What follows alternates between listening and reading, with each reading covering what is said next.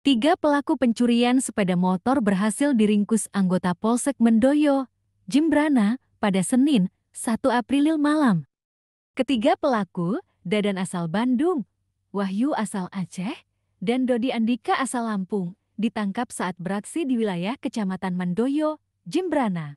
Penangkapan bermula saat Dadan terlihat di salah satu toko modern di Banjaranyar Tembres, Desa Penyaringan, Mendoyo. Ia dicurigai warga karena meminta uang bensin dan kemudian dilaporkan ke Polsek Mendoyo. Saat diinterogasi, Dadan mengakui bahwa sepeda motor yang dikendarainya adalah hasil curian di wilayah Badung. Ia juga menyebutkan bahwa ada 3 pelaku lain yang berhasil kabur. Mereka dikabarkan berencana kabur ke Jawa. Berdasarkan informasi dari Dadan, polisi melakukan pengejaran dan berhasil menangkap 2 pelaku lainnya, Wahyu dan Dodi Andika, di Desa Delot Berawah.